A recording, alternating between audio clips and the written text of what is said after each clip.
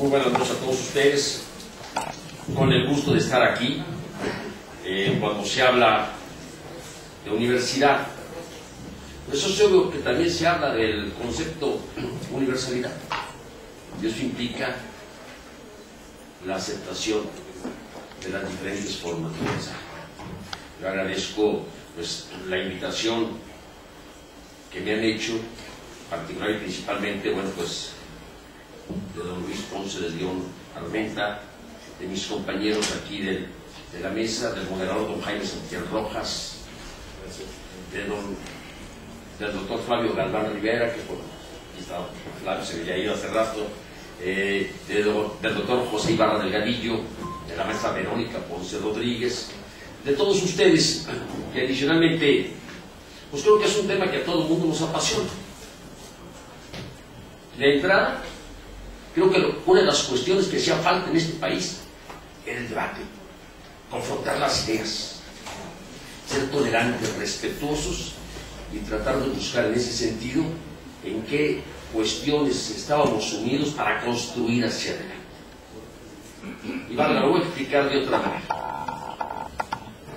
Si vemos todo lo que es la historia de México, pues prácticamente podríamos decir que es la primera ocasión que se está tratando de reconstruir nuestra Carta Fundamental.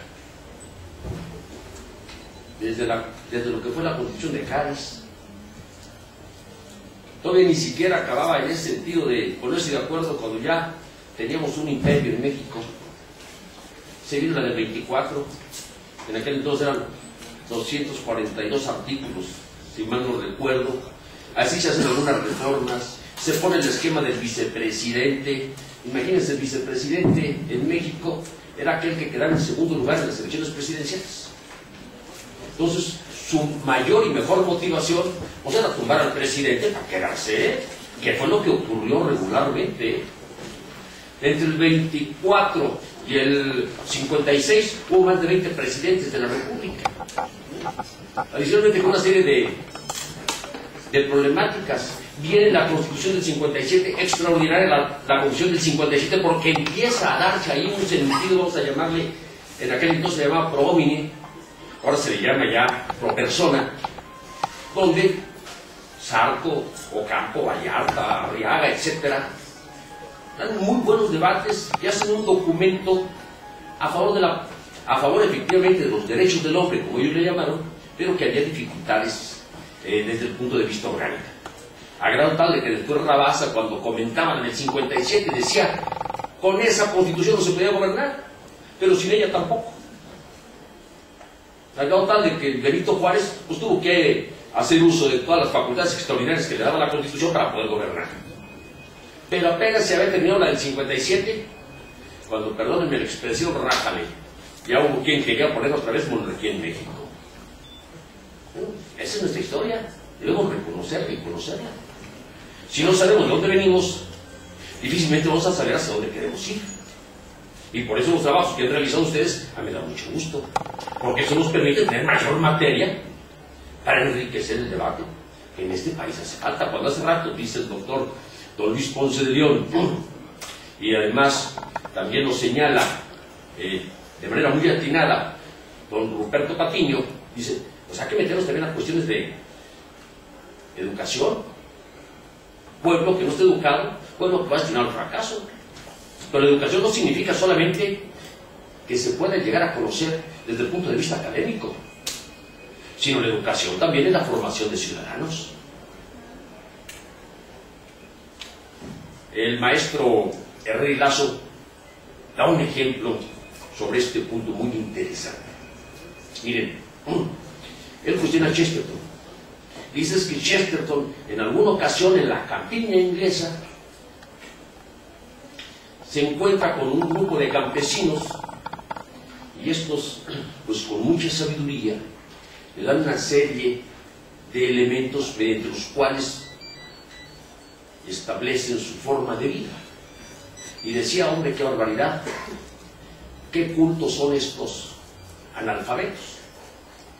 Y el rey Lazo decía, no, espérense, no confundan la formación de ciudadanos con hombres de bien que vienen de sus tradiciones, sus costumbres, sus valores con la cultura. Para ser cultos se requiere conocer el alfabeto, porque para ser cultos se requiere el conocimiento que solamente puede entrar a través, pues, de las lecturas, ahora mucho también por los oídos, por los ojos, pero recurriendo a eso necesitamos obviamente la formación de los ciudadanos, porque eso nos va a dar mayor cultura.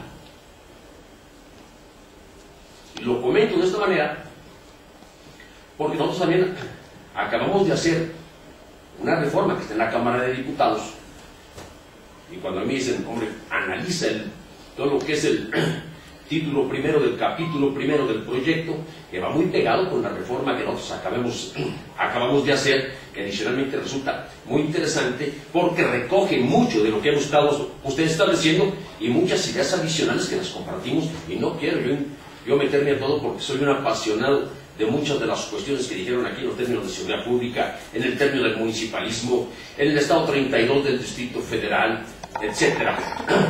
Pero quiero solamente meterme a la reforma que tiene la Cámara de Diputados, que seguramente algunos de ustedes ya la conocerán. La del 57 habla y se intitula de los derechos del hombre. Y la del 17, seguramente por ahí, con alguna influencia positivista y dando un concepto implícito de esos mismos derechos humanos, se va a la parte de las garantías individuales. Y fueron dos conceptos que inclusive algunos autores los llegaron a comentar en cuanto a sus diferencias.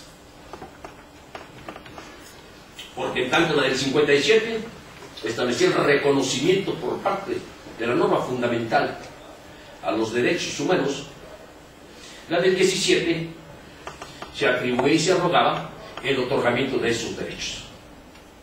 Y dio pauta para una serie de discusiones filosóficas, jurídicas, en relación a la materia de los derechos humanos, pero además válidas porque la Declaración Universal de los Derechos Humanos se vino dando hasta 1948, después de la Constitución del 17. Y ahora nosotros sentíamos que el artículo primero, con su título, podría ser el corazón también de ir estableciendo cuáles son los fines y valores del Estado. Y entonces se le dio ya un título diferente, y me voy a permitir, si no les molesta, pues dar lectura realmente a cómo queda redactado el artículo, porque consideramos que en ese sentido muchas de las discusiones que ustedes han tenido pues influyeron en la redacción de esta parte.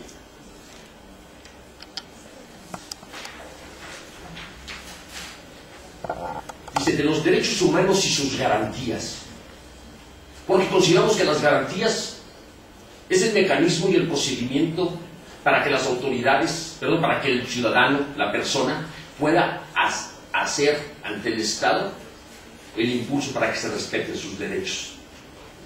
Artículo primero.